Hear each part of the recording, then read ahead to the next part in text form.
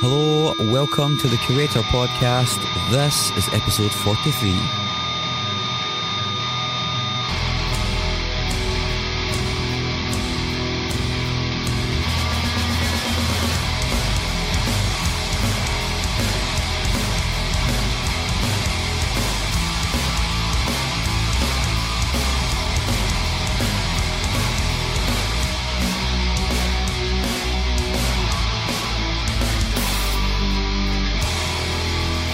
Hi, hello, welcome once again, dear listener, to the Curator Podcast. I am your host, Mark Fraser. A couple of weeks ago, I managed to do a whole bunch of interviews at the one time, so this is one of those interviews, thank God. In this episode, I'm talking to Jake, Ian and Sean from Modern Baseball, who are, I think, a really great band. I enjoyed their set when I seen them live recently, and let's just be perfectly honest, guys, they're doing that whole brand of indie emo thing, which is just really perfect right now. I think it's honest and sincere, and they are honest and sincere guys who have had quite a lot to say. Actually, I enjoyed talking to them. They were we were doing it backstage in stereo, so towards the end of the interview there was a little bit of noise from the music that started to play before doors opened, but you know, shit, that happens sometimes. That's cool. But yeah, it was really great to sit down and get a chat with these guys. I seen them a while ago playing with You Blew It in Glasgow, and that was a sold out show in audio. This time they were playing another venue called Stereo, which is much, much bigger, and that too was sold out, and the crowd seemed to have a fucking great time, and to be honest, so did I. They're a cracking band who are going to go on and do cracking things. They've got a new record coming out next Friday called Holy Ghost, and I've heard it, guys, and yeah, it's good. It's good. The production is much more polished than the last two records, which I guess is good. And we actually talk a little bit about that in the interview as well. So I won't ruin that for you too much. Now, at the start of March, they released, or rather, at the start of March, they put 2 songs online from the new record. So I'm going to play both of them. I'm going to open up with one of them, and then I'm going to close with the other one, obviously. So the first one is a really great song. Kind of got a Modest Mouse-esque vibe, I guess, and it's called Every Day, and it's sung by Jake. And as you're probably aware, if you're a fan of the band, the songwriting duties are kind of split between 2 vocalists and guitarists, Jake and Brendan.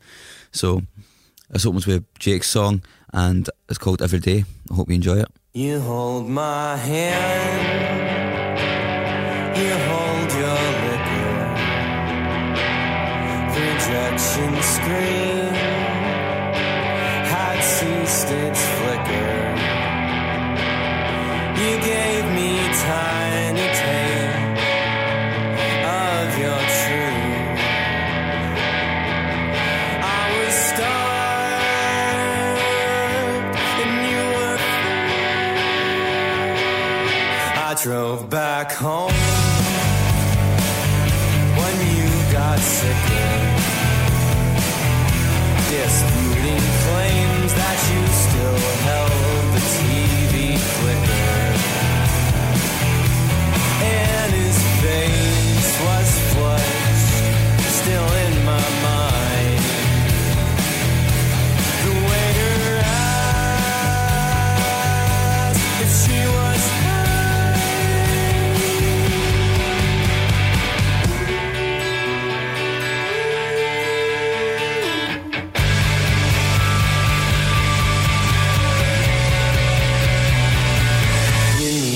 to hide,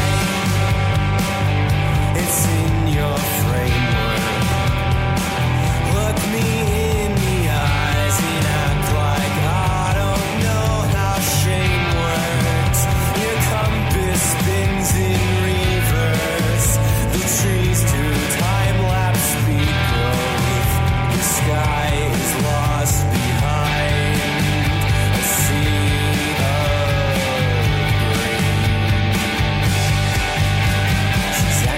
she knows what's up. She's tipping that devotion stuff, breaking like a bread won't part. She's sipping from that holy cup.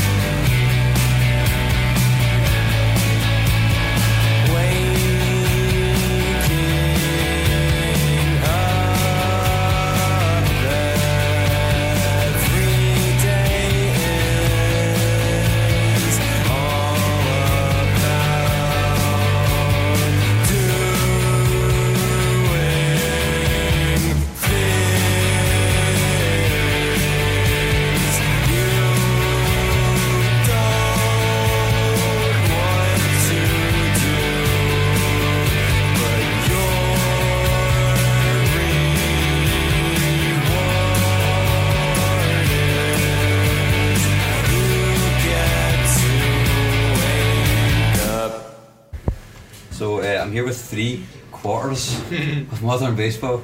How you guys doing? Good. Doing good. all right. Chilling. The generic question is always, how's the tour going? So how's the tour going? That's cool. That's long. We've been in a lot of countries now, so but it's good. It's been fun. We went to Australia for the first time. That was cool. That was awesome.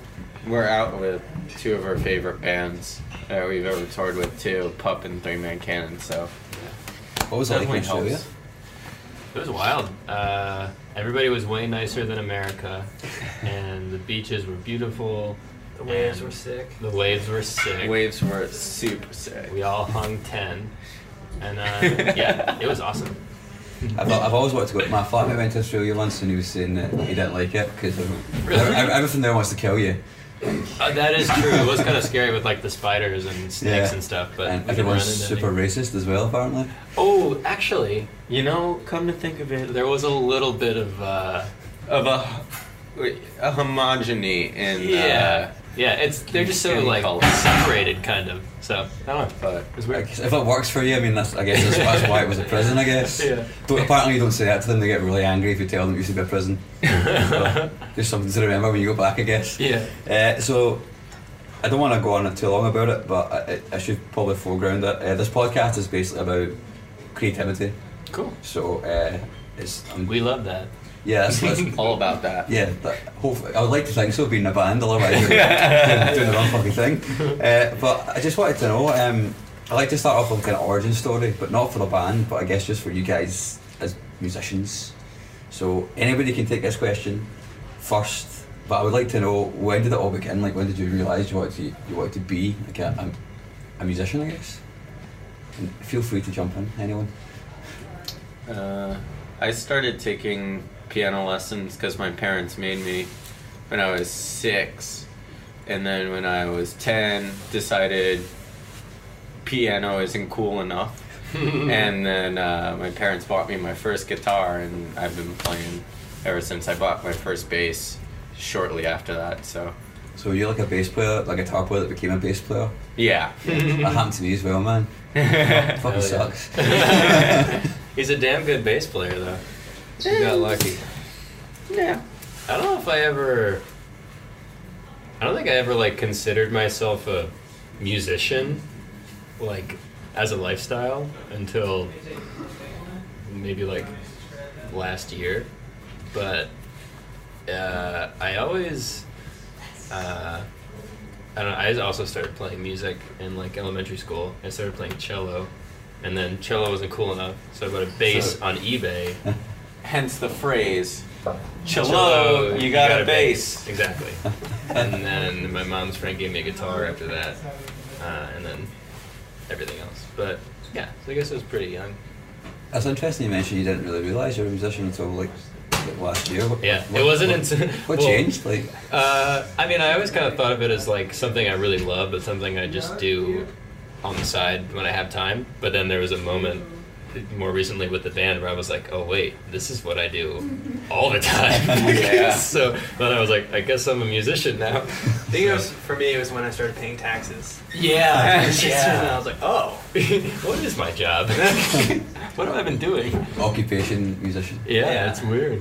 I've never considered like, it's really unglamorous, yeah, and I need to fill out my tax return this year, like, Yeah. fucking, I'm coming back from tour, I need to fucking declare all this Right. earnings and shit. Crazy. It's really, yeah, it takes a lot of getting used to. Just like when you're in a cab and like, oh, what do you do? And you're like, I'm a musician. You feel like such a music, man. So you don't have a job. But no, I can show you my tax return, I've made money, like, please don't disregard what I just said. Was there like, so when you guys, I guess, paying taxes aside, was there, can you remember the moment when you realised that you wanted to be in a band?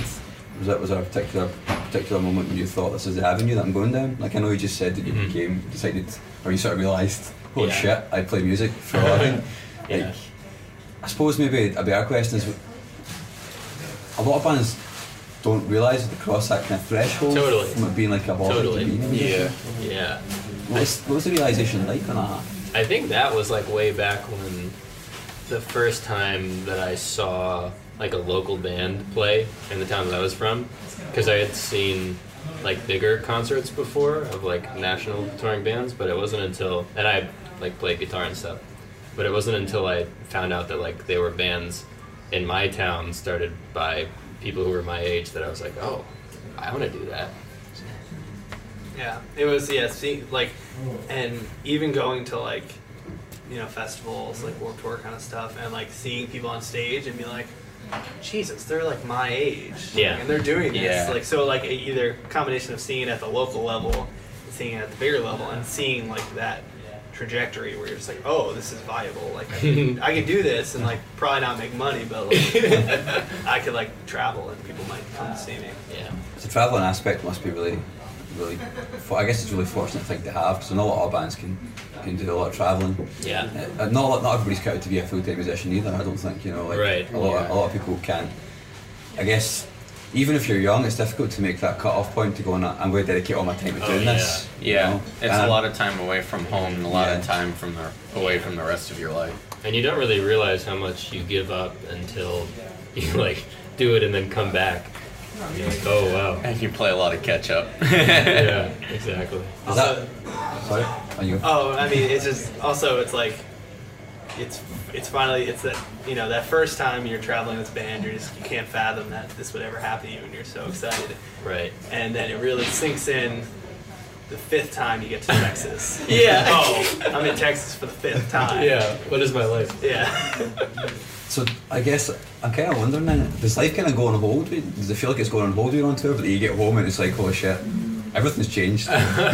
Yeah, Kinda. that definitely is a thought that I've had at times. I wouldn't say that is like entirely true. Certain because, aspects. Yeah, especially with like the internet and being connected to everyone while you're away. Right. Like you can kind of see things happening. But, I mean, especially when you're overseas and you're cut off from everything, and you come back and you're like, wow, all of this stuff happened with my friends, family, the place I live, or whatever, and I wasn't there for any of it. One weird thing that I remember was, well, I guess looking back now, I realized that the music scene in Philly has, like, periods of, like, having a lot of bands and a lot of shows, and then less bands, less shows, and it kind of goes back and forth. But I remember around the time of one of our first long tours, and maybe the first Wonder Years tour, when we left, like the scene was super crazy, everything was awesome, there were so many cool bands, and we had like left with that tour, and I was listening to all the bands that were playing around town at the time for that whole tour, like on my headphones.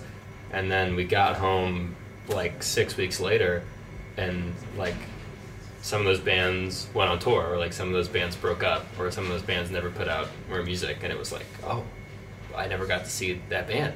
Like, what happened? So that was really weird. Yeah. You guys, I've been reading, I read in other interviews that you guys kind of all moved to Philly. Yeah. Did that play a part in becoming and deciding that you want to be in a band? Seen that happening?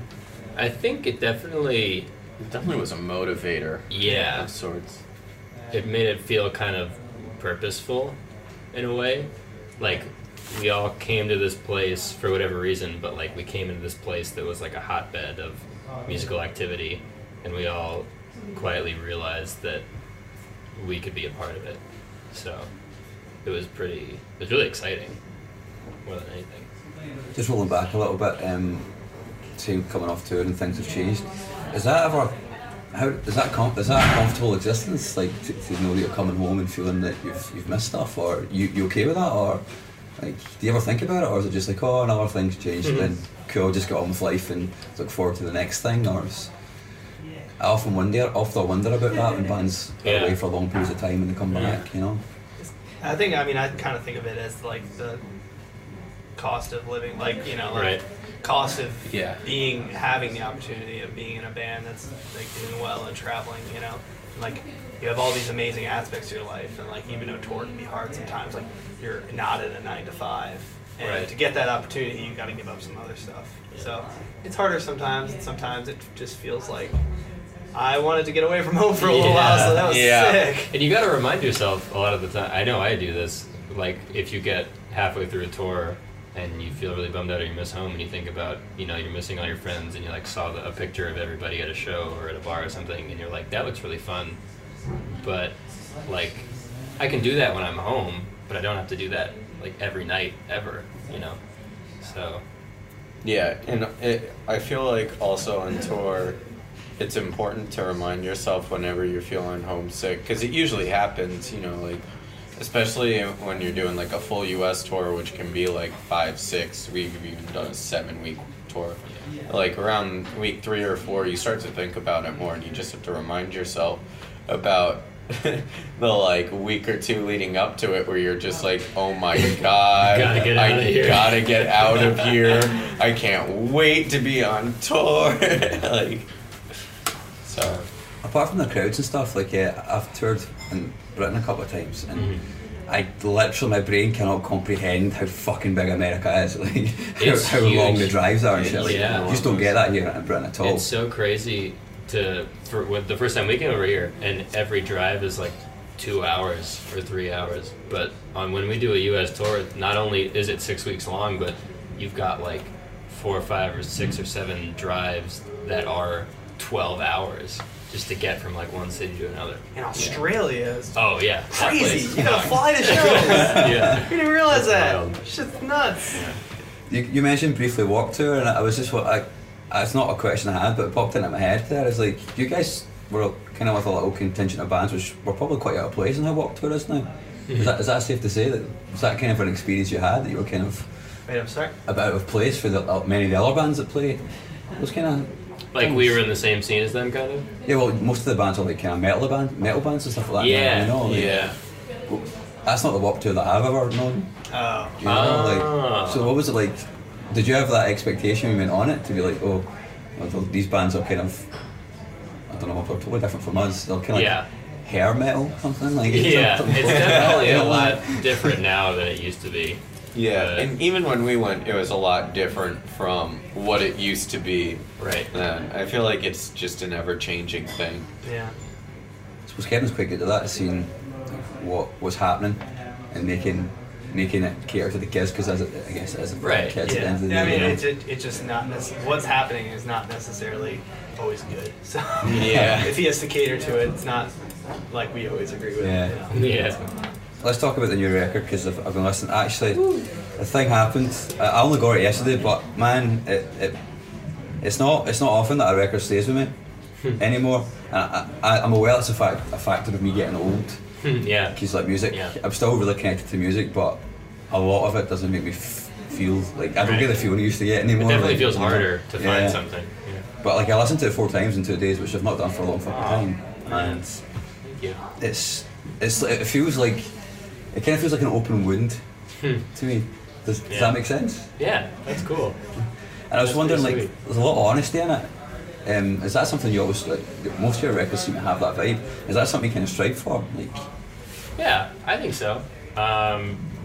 When me and Brendan first started writing songs, the bands that we bonded over were bands that did that. Like, we had been listening to music for our whole lives, but we had only recently found bands like Say Anything and Gaslight Anthem and Weatherbox and all kinds of stuff, where the principal songwriter was like actually trusting the listener enough to share like valuable emotional information, and then you create this relationship with the band because you can be honest with the listener and with the songwriter. So we thought that was kind of crazy, so we were like, we should do that.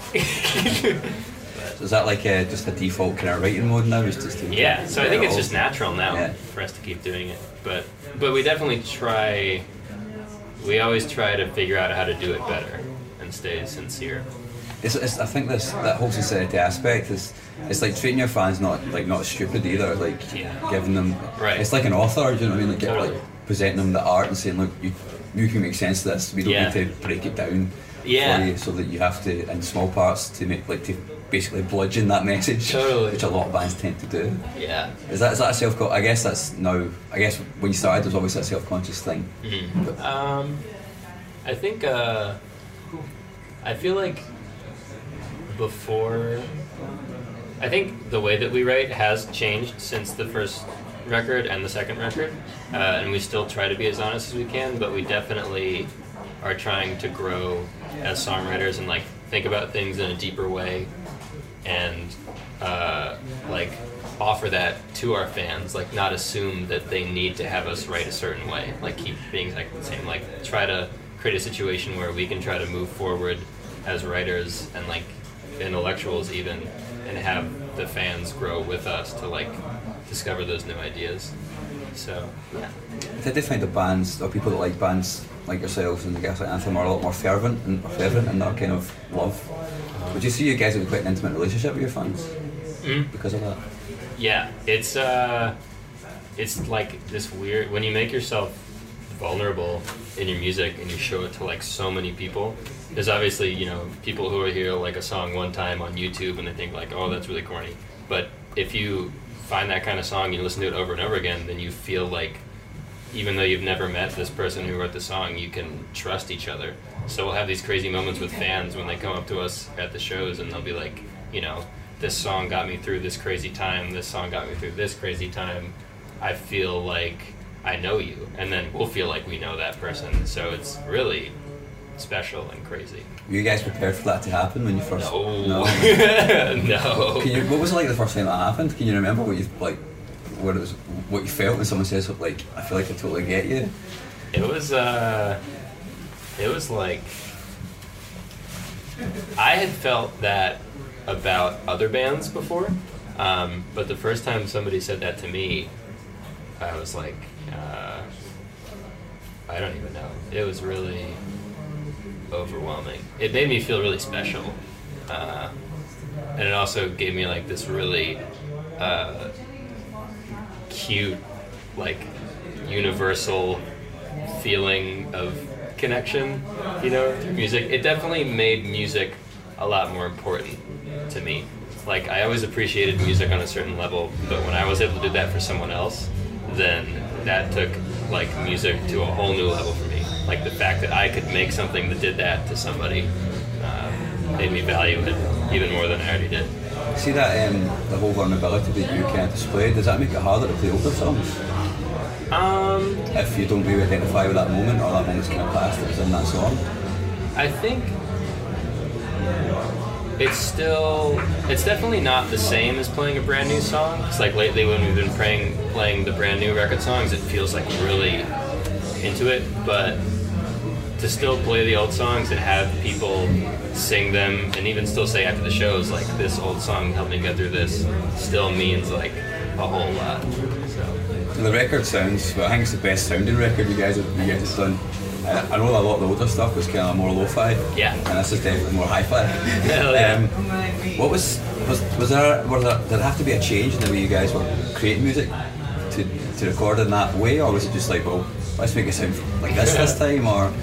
I think, well, the number one biggest change that plays into that is the fact that we actually brought somebody else in to the studio with us for the first time ever.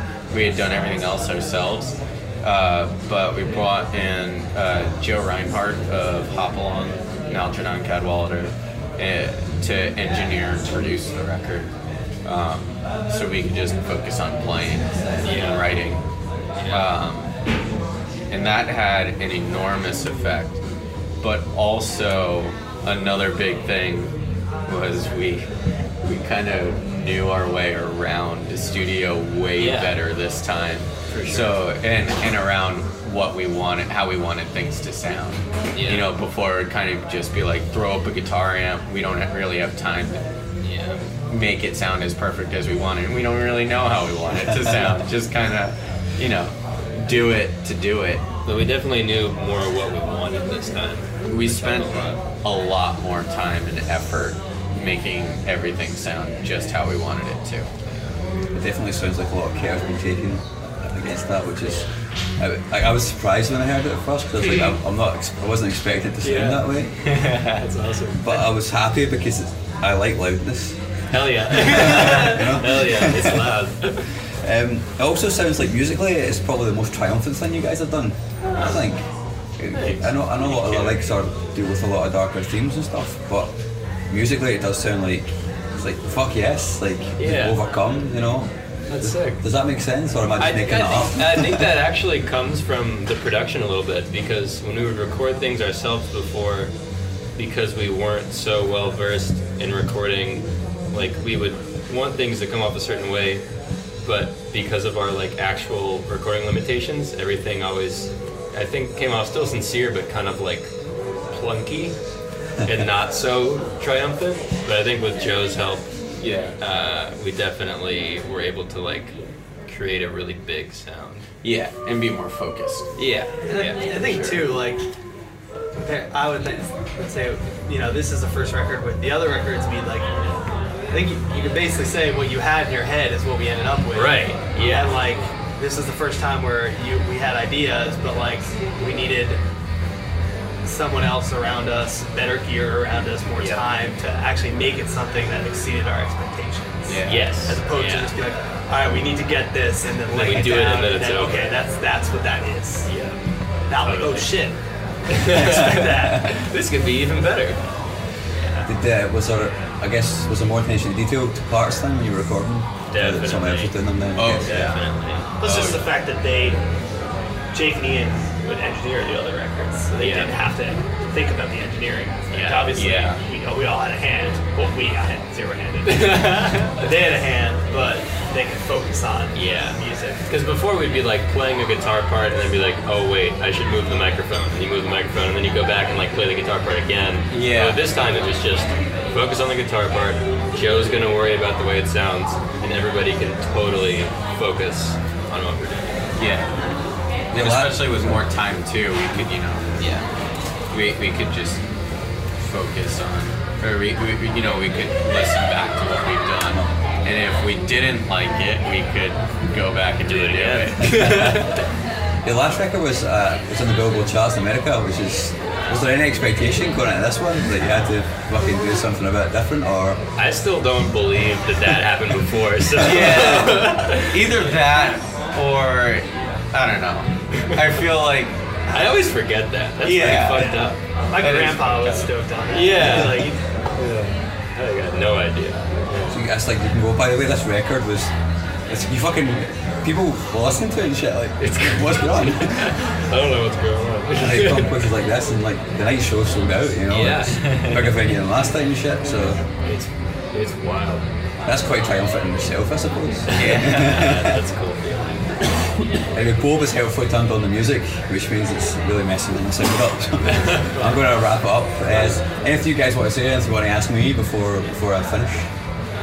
we love Glasgow. Yeah, we really do. Scotland, and we went to Edinburgh the first time yesterday, and we love Edinburgh. And we got to hold owls today. That rocked. Oh man. Also, we love the Pooches. Yeah, we love the Pooches. Favorite band in Pooches Scotland. forever. What is it you love about Glasgow? This architecture is beautiful. I think. Because there's some buildings in Glasgow that's well older than your entire country, so. Yeah, no. Yeah. Is that like the beauty of Yeah. the history, but the scene's super cool, and like fans go off at the shows, and Bob is the fucking man. Yeah. Love that guy.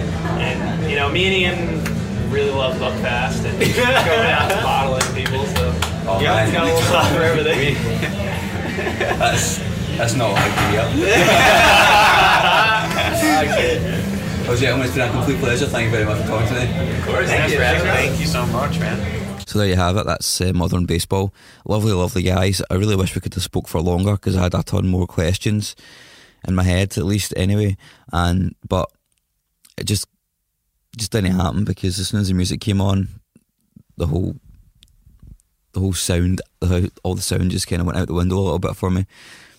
No one's fault really, but having to stop and change over to a microphone and rearrange everybody to have a further conversation would have proven to be a total headache for everyone involved. So when they come back, we'll definitely do it again because I'm sure they'll be back soon. I mean, those guys are just about to bring out a new record, so I've got no doubt they'll be back in the very near future, I suspect. I hope you enjoyed the interview. Thank you very much for listening. Keeping it short and sweet this week because I'm about to head out and tour with my band, so I don't really have a lot of time to ramble on these little intros and outros. So yeah, thank you for listening. Please check me out on, please, if you're on iTunes, please give me a rating and review. I'd really appreciate that. And just pop over to my website, thecuratorpodcast.com, for all your all your Curator Podcast needs.